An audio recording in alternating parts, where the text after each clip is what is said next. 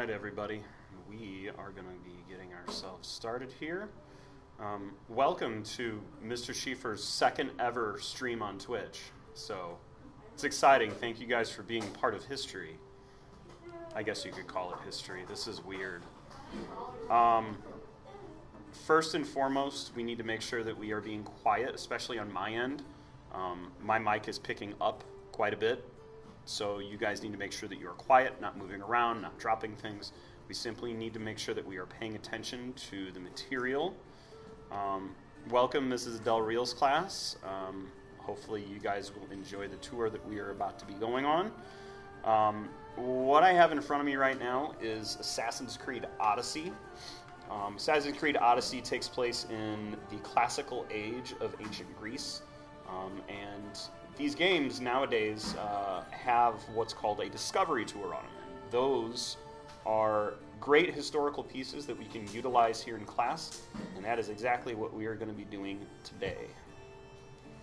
So while this goes ahead and boots up, let's kind of reflect back on yesterday's reading. So if you think back to yesterday, we just started into the early Greeks.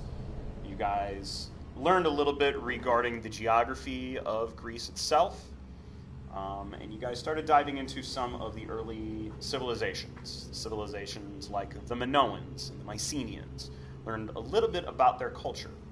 Well, today we're going to be learning a little bit more about one of those two cultures. We're going to be learning more about the Minoans. All right?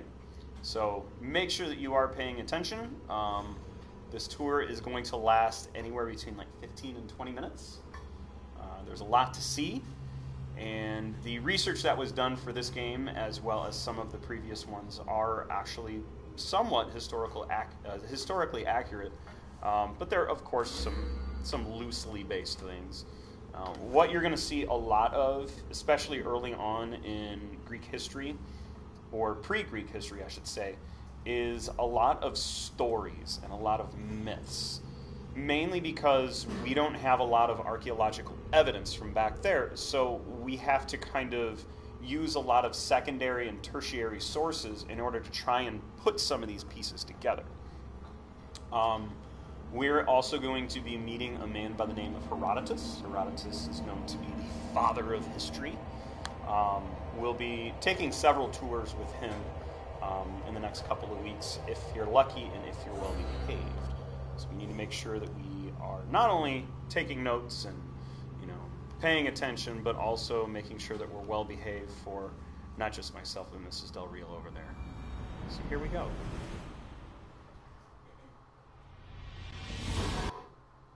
Here, visitor. You are about to embark on a journey of discovery through the rich and fascinating history of classical Greece. You'll become fully immersed in the painstakingly detailed world built for Assassin's Creed Odyssey, which you are free to explore at your own pace, without any danger or time pressure. For a directed experience, take one of the many guided tours curated by prominent historians and archaeologists. Along the way, exchange words with some of Greece's most famous historical persons. The classical Greece you are about to explore is at the peak of its glory. This period is synonymous with grand accomplishments of the physical and the mental. Architectural marvels which still stand today dot its landscape, while towering achievements in philosophy, political systems, and art still influence our modern society in profound ways. We hope you become engrossed in the dazzling riches of ancient Greece, and welcome you to your visit.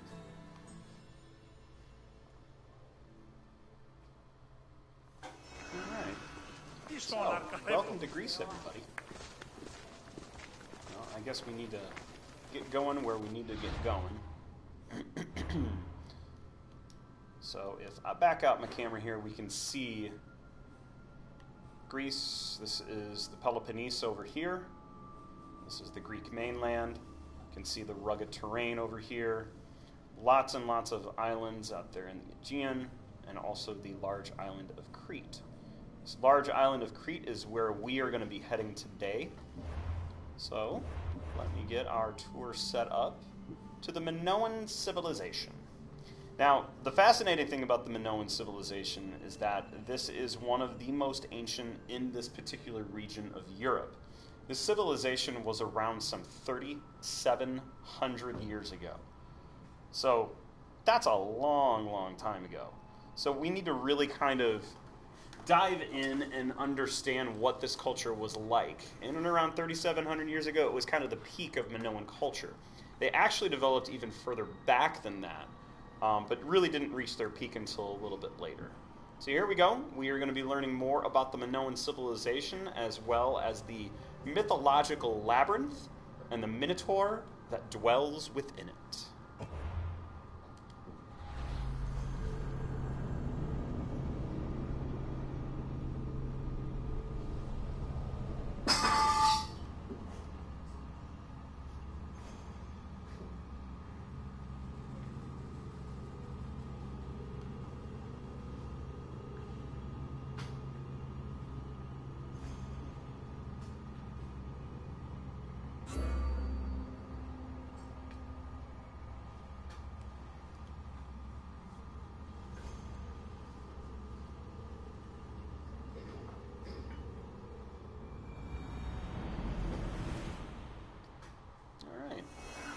We are on the island of Crete. And if you don't think we're on an island, we are, boys and girls. We are definitely on an island. So we climb up here, we can see other ruins about the island, and where we are at is a location known as Canosa Palace. Canosa was the main palace of the island, where the fabled King Minos dwelled. Lots of stories regarding him in mythologies, but we can see the Aegean and the Mediterranean all around this island.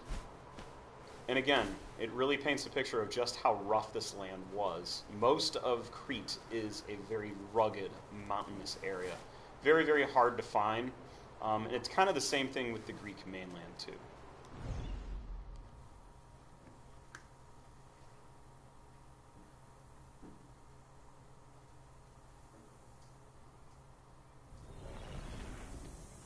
So before we get in too far here, there's a little bit of reading here. It says, Labyrinth of Souls. Ooh. The grunt of the Minotaur was sound, and like the single moment before death. Like the snuffling of a frame. The damp breath blown from his snout would cloud the victim, and then it was over. Yikes. Thankfully, it's just a myth, right? So we're going to talk to this guy right here. This is a man known as Herodotus. Welcome to Cnosos, traveler, where the Minotaur once prowled. My name is Herodotus, and I am a traveler from Halicarnassus. I retrace the cause of various events, such as wars and great calamities. I describe what I see and record what I'm told, all with the aim of providing a better understanding of why these things occur. Look for me to introduce you to many sites. Alright, so he's going to be introducing us to several sites along the way here. We're going to ask him, what do we think about this place? Some say, if you listen closely, you can still hear echoes of the Minotaur's ferocious bellowing. Of course, it may only be a trick of the wind. Perhaps.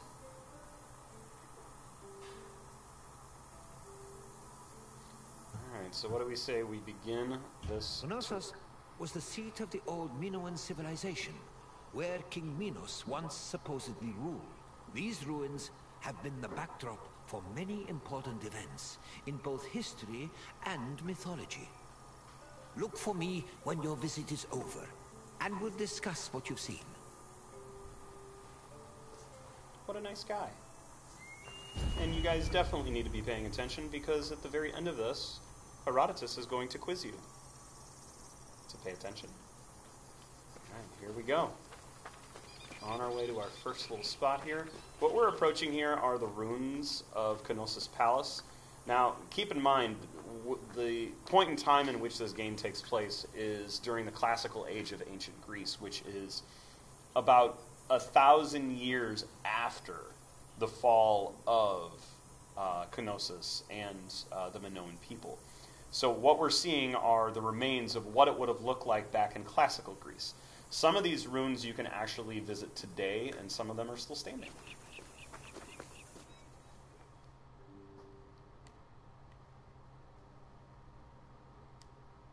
The island of Crete was first settled around 8000 BCE. Over time, significant towns and maritime trade began to develop. Palaces were built, destroyed, and then rebuilt, culminating in what archaeologists call the Neopalatial Period, which began around 1700 BCE. This period lasted for over 300 years and is considered the golden age of Minoan Civilization. The largest palace of this period was located in Knossos and featured maze-like complexes of workshops, temples, courts, throne rooms, and living areas, as well as paved roads and advanced plumbing and draining.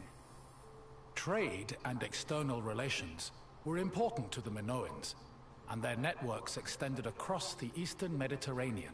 As a result, the people of Crete and the lands they traded with often influenced each other and exchanged ideas, usually through peaceful interactions instead of military conflict. It's crazy to think that 4,000 years ago there were human beings developing, multi-leveled structures like these, as well as advanced plumbing and draining. So really come a long way, but some of these early societies were really brilliant with what they had on hand. Canosa Palace. This palace is the largest of all palaces, built in the 17th century BCE, and is linked to the legend of King Minos.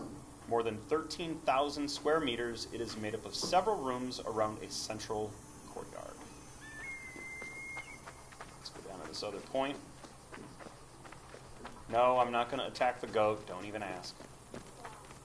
The settlement of Knossos was established as early as the 7th millennium BCE. Today, one of the site's most notable landmarks is the palace ruins, located on the Kafala Hill. The ruins are split into two phases: the old palace, which has been poorly preserved, and the new palace. The new palace of Knossos had a surface area of approximately 13,000 square meters, making it the largest Minoan palace. Its focal point was a central court, which was probably used for ceremonial activities. The Minoan palace centers collapsed when Crete was overrun and conquered by a Mycenaean invasion from mainland Greece. However, the date of the final destruction of Knossos' palace is still unknown. And that's the difficult part about really, really old civilization like this. A lot of times there are more things that we don't know than the things that we do know. And, civilizations like the Minoans, the Mycenaeans, when we get to civilizations like the Olmec, the Maya, there's so many unknowns when it comes to these early societies because they didn't really either leave behind enough material, they didn't have advanced writing, or we just haven't discovered things yet. So if I click this Learn More button, this is a real-life photograph of a section of Canosa Palace that archaeologists decided to kind of revamp a little bit to kind of give people a feel for how it was actually structured back then. So bright, vibrant colors, murals. You also have mosaics that are in and around the palace floors and even the ceilings. These weren't like a plain, simple cave-dwelling people. This was an advanced society, thousands and thousands of years ago.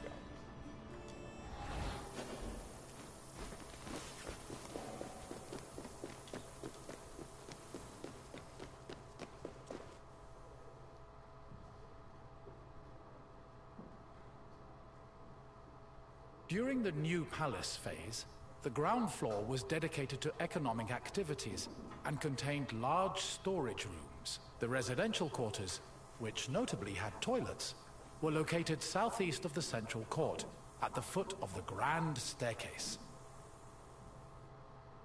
The palace was lavishly decorated with wall paintings depicting things like bull-related sports and richly dressed women. Large stone horns of consecration, which were important Minoan religious symbols, hung prominently in the west court. Other notable parts of the palace include the theatrical area, which is believed to have served as a viewing space, the tripartite shrine, which was dedicated to the worship of an important Minoan deity historians refer to as the Mother Goddess, and the Piano Nobile, a grand space located on the palace's second floor. So again, very, very sophisticated group of people, and my kids should recognize the painting that's appearing here down at the bottom, the ladies in blue. This was a reproduction of something that was found at Canosa. So this was a recreation by a painter in 1927, but it really paints the picture that the images that were on the walls were very, very bright, very vibrant, colorful, as were a lot of the murals back in these days.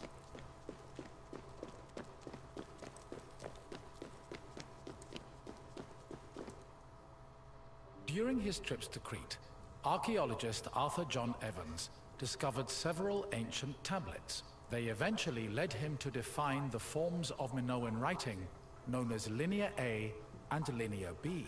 The Minoans used these forms of writing for recording many things, including business transactions. For example, one clay tablet discovered at the Palace of Canosa was inscribed in Linear B script. The tablet detailed the transfer of coriander, often used in the perfume industry, between a man named Kyprios and another person named Twinon. The deciphering of tablets such as these has given historians great insight into many aspects of Minoan culture and society. So again, despite the fact that these people lived so long ago, they actually had not just one form of writing, but two. And they used the different forms of writing for different purposes. And again, archaeologists and historians use these tiny bits of evidence to dig into what this culture was actually like, how their economics functioned, what their government was like.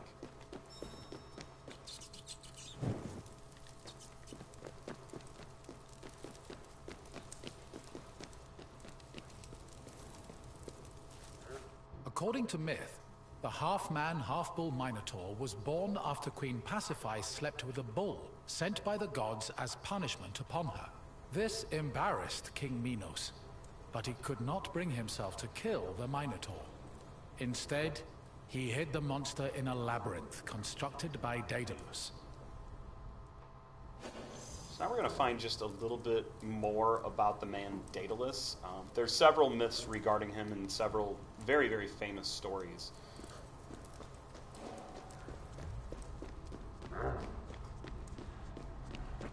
Daedalus was an important figure in Greek mythology, an ingenious inventor.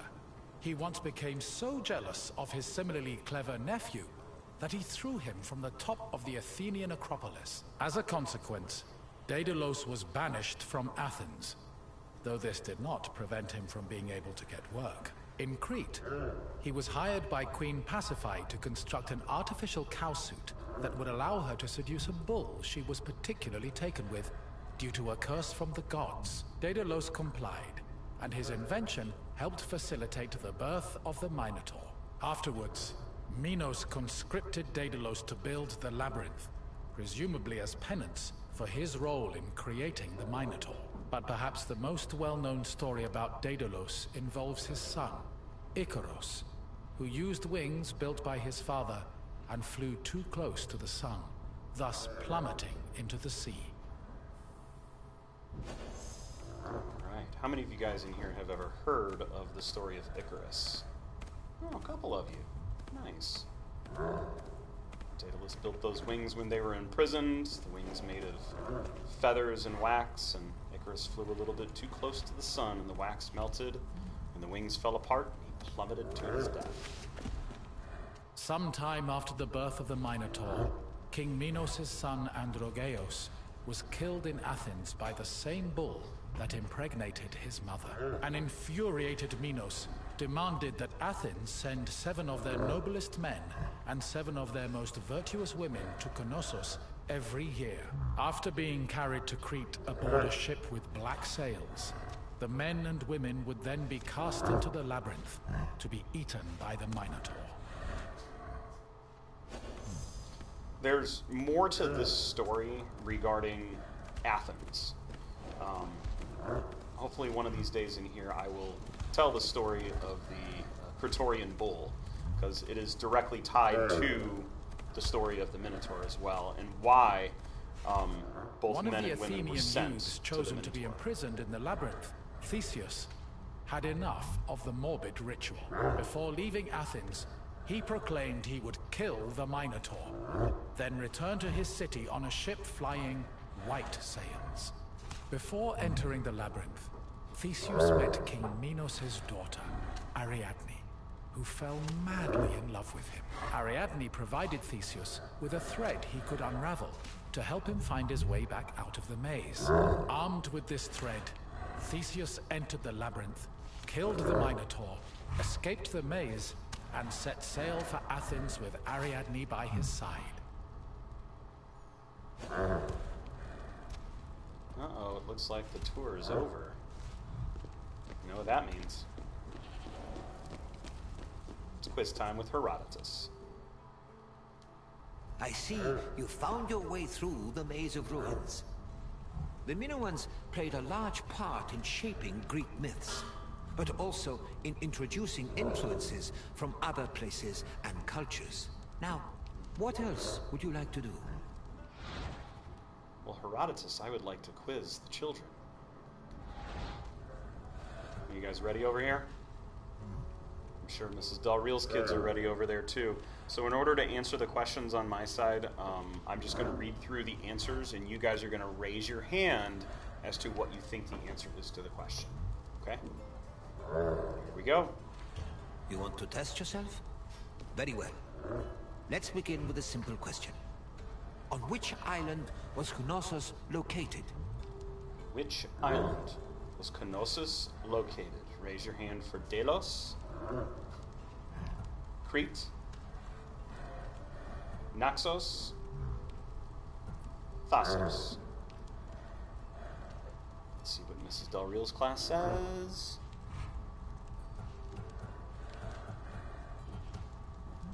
Crete it is. Great job, Knossos everybody. was located Both on classes. the island of Crete. Time for another question. Which hero killed the Minotaur? Which hero killed the Minotaur? Theseus, Perseus, Minos, Heracles.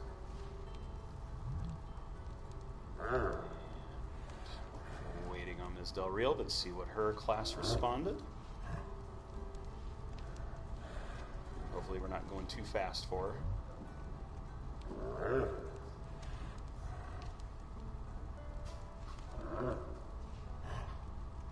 Ooh, her class says they're all over the place. Well, spoiler alert, it's Theseus. Correct. Theseus slew the Minotaur, then escaped the labyrinth thanks to some thread from Ariadne. Now for the last question. What did Daedalus build for Queen Pasiphae?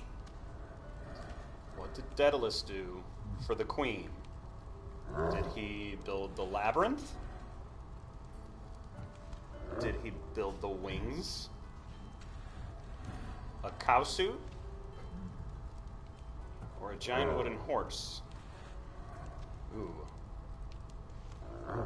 Let's go through that again, kids. The labyrinth? The wings? A cow suit? A giant wooden horse. Well, it looks like Mrs. Del Real's class did better than you guys on this one, because the answer is a cow suit. Yes. Daedalus made Pasiphae a cow suit, so she could seduce the bull she was cursed to love. Congratulations, traveler. You are a true student of history. Well, thank you, Herodotus. I'm smart, everybody. All right. Well, that's it for now, Farewell, traveler. Herodotus. I hope you enjoyed exploring the ruins.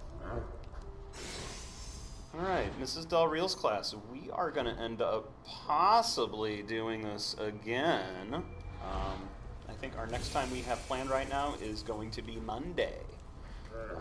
The next tour that we're planning on doing is going to be regarding the Mycenaeans. And learn about King Agamemnon a little bit. Alright? So, Mrs. Del Real's class, thank you guys very much for joining us. And that is all for today's stream.